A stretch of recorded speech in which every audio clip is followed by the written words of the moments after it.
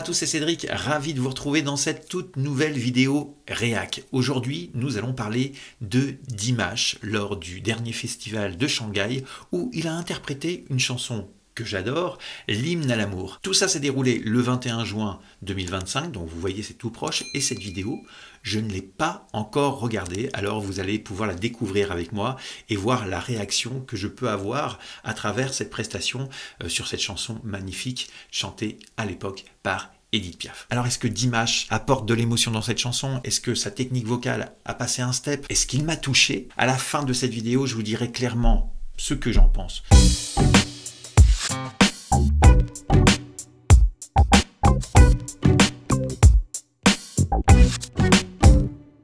Le ciel bleu sur nous peut s'y fondre et la terre peut bien s'écrouler. Peu m'importe si tu m'aimes, j'aime-vous du monde entier.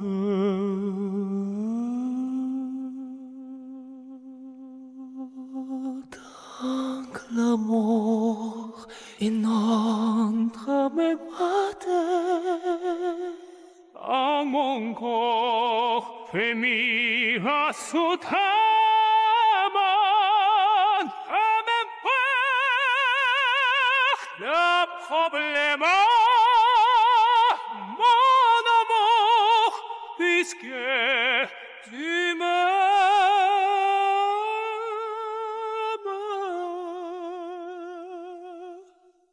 Quelque chose que j'avais fait déjà remarquer dans une de mes analyses, c'est d'avoir plusieurs personnes sur scène. Ça, c'est une particularité qu'il a, et je trouve que ça se met en place de plus en plus. C'est-à-dire qu'il décide de faire différentes voix. C'est vraiment un choix, et ça montre bien la haute technicité, de la manière qu'il est capable de se servir de sa voix. Peut-être qu'il y a déjà une des voix qu'il utilise que vous préférez à l'autre. N'hésitez pas à me marquer tout ça dans les commentaires, juste en dessous. Mais ça, c'est vraiment très spécifique à quelqu'un qui a travaillé sa voix, et qui l'a travaillé encore d'ailleurs, parce que je crois que c'est la première fois, enfin pour ma part, que j'entends des graves comme ça chez lui.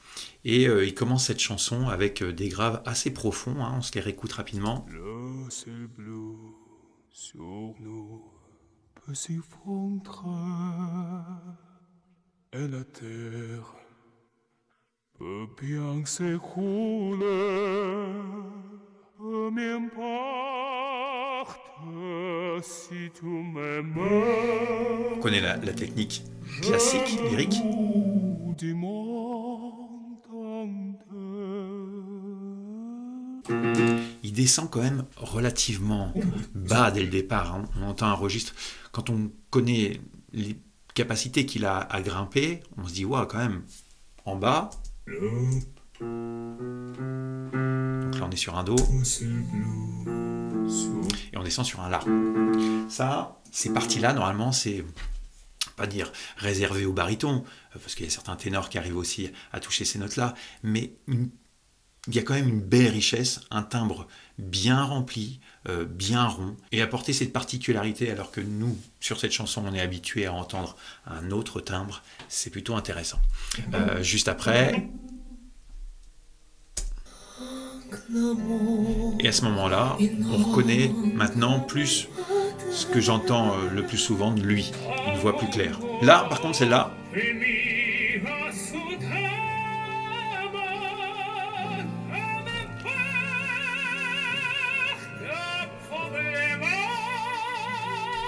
vous voyez, trois personnages. Quelqu'un qui bouge ses oreilles, non, pas ses oreilles, pardon, quelqu'un qui cache ses yeux. On a l'impression qu'il y a trois chanteurs.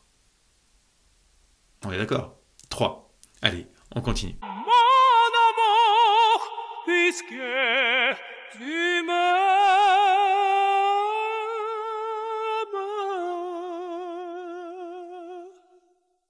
Je vais jusqu'au bout du monde, je me ferai d'être à blonde.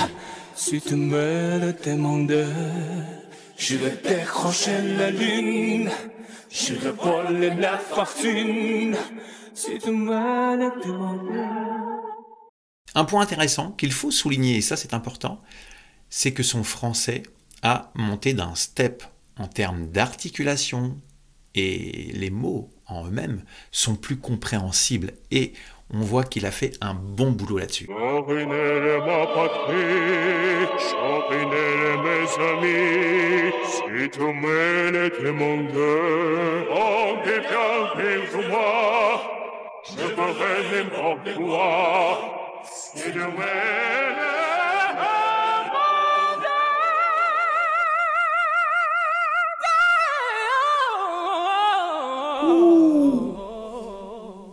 Très très très beau ça. Ok, alors ça c'est juste très très joli. Vous avez entendu ce mélisme de fou qu'il fait. Ça c'est. Et puis en plus là, pour le coup, de la manière qu'il le fait, complètement à l'opposé de ce qu'on vient d'entendre. Encore une fois, un autre personnage qui est venu se greffer. Voilà, combien de voix il a à son actif. Alors peut-être qu'en regardant ça, certaines personnes vont se dire, bah oui, mais elle est où l'identité vocale là-dedans? Parce qu'on pourrait se le demander. Parce que soit on entend plusieurs voix, et c'est ce qui se passe des fois pour certains imitateurs. Attention, ce n'est pas une critique envers lui. Hein. Mais les imitateurs, c'est d'ailleurs très souvent des bons chanteurs. C'est des personnes qui apprennent à travailler leur voix, leur instrument, et de passer de voix en voix. Au bout d'un moment, ils finissent pour certains à se demander, lorsqu'ils chantent, où est ma vraie voix? Où est ma voix à moi? On pourrait se demander, tiens, mais ok, il sait faire ça, ça, ça comme voix, c'est génial, mais est-ce que c'est vraiment lui? Est-ce que c'est sa personnalité? Est-ce que c'est sa vraie voix? Hein? Ce qui serait intéressant aussi, c'est d'aller l'écouter, je pense, en voix parler et essayer de trouver une forme de similitude. Là, on est arrivé dans un point technique, une telle hauteur, je trouve, qu'il peut tout faire. Il peut tout montrer. D'ailleurs, là, on est déjà à 4 personnes, à 4 couleurs de son totalement différentes, avec un mélisme totalement magnifique. Donc, c'est un haut technicien, ça, on ne peut pas lui enlever, mais est-ce que ça touche tout le monde? Ça, je ne pense pas, parce qu'on est tous différents, avec des avis totalement différents sur nos sensibilités. Chose qui est sûre, c'est qu'il y a des personnes qui sont très attachées à la qualité vocale et du son, et d'autres qui sont attachées à la sensibilité. Et bon, on va continuer un petit peu dans la vidéo, voir s'il nous montre encore d'autres facettes. Mais juste avant, on se réécoute quand même ce petit mélisme là. Bien sûr, si le contenu te plaît, n'hésite pas à liker et à t'abonner pour découvrir d'autres vidéos sur cette chaîne.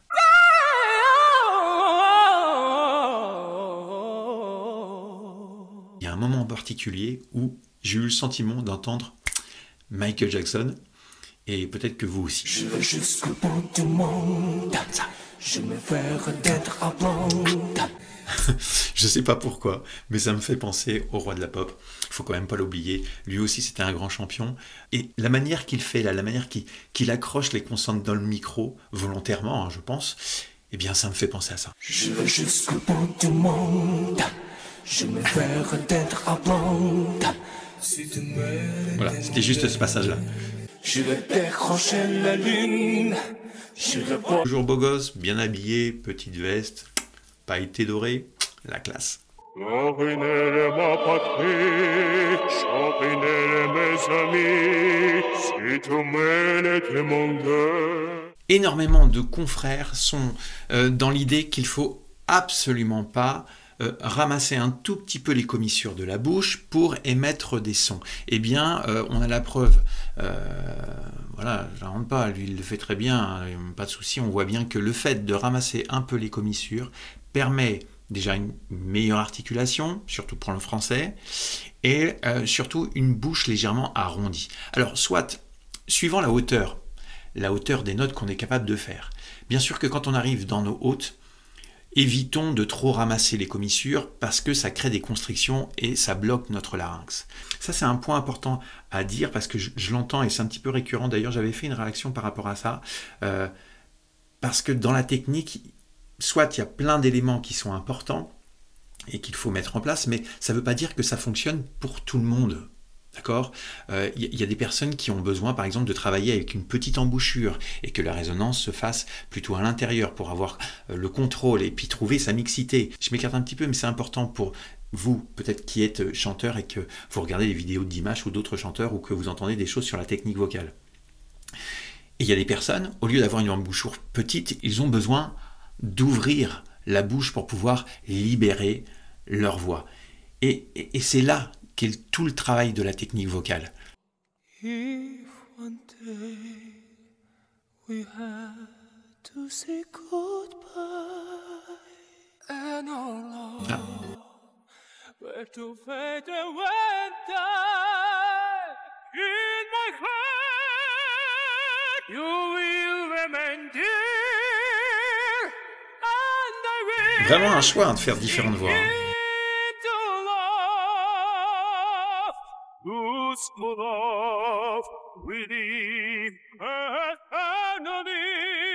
Là, on est dans l'armée rouge maintenant.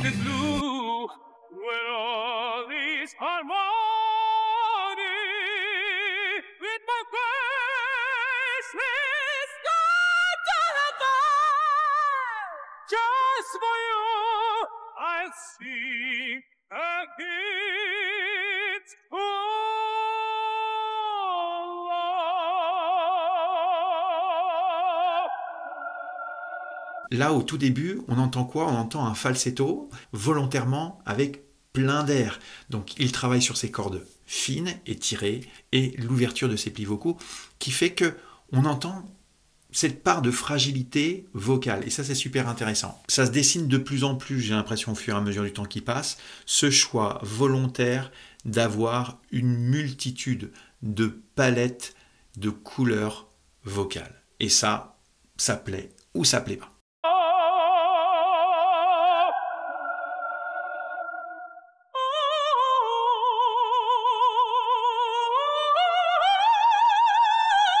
Hop, on passe chez les sopranes.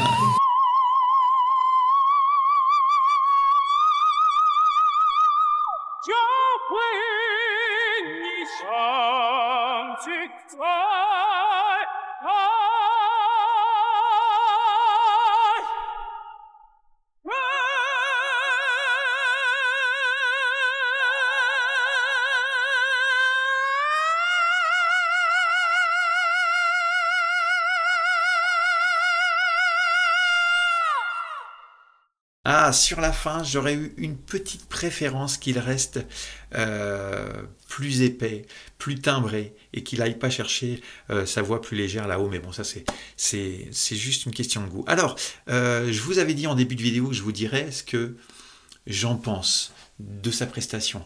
Et bien sûr, avec bienveillance. Nous ne sommes pas là, nous, en tant qu'artistes ou coach vocal, pour critiquer une prestation.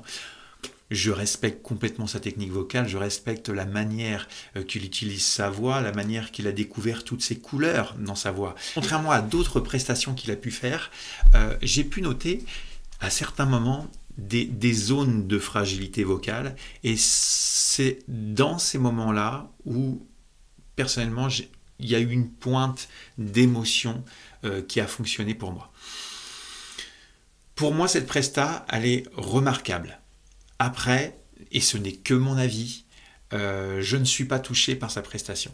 Vous, dans les commentaires, vous allez peut-être me dire tout le contraire, et aucun problème pour ça. Mais ça part trop, à mon sens, dans différentes directions. Je n'arrive pas à me connecter au texte.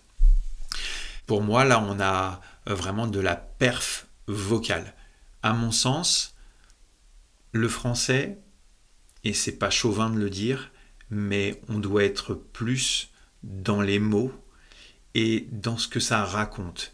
Et ça me fait exactement la même chose sur le lyrique. Je peux avoir une émotion qui est déclenchée par le son, la voix, mais pas une émotion de ce que raconte et essaye de véhiculer le texte. Voilà, ça c'est propre à moi. Peut-être que vous aurez un avis totalement différent, mais il est important de dire ce qu'on pense tout simplement, et avec respect et bienveillance, bien sûr.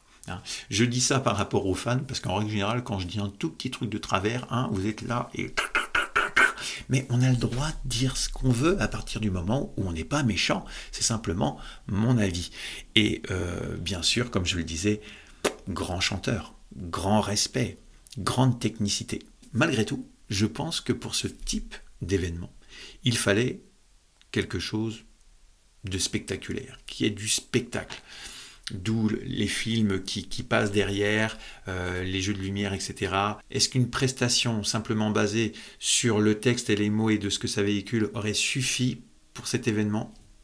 Like cette vidéo si elle t'a plu et partage tout autour de toi pour tous ceux qui aiment les vidéos réac. On se retrouve très prochainement dans de nouvelles vidéos. À bientôt. Bye bye.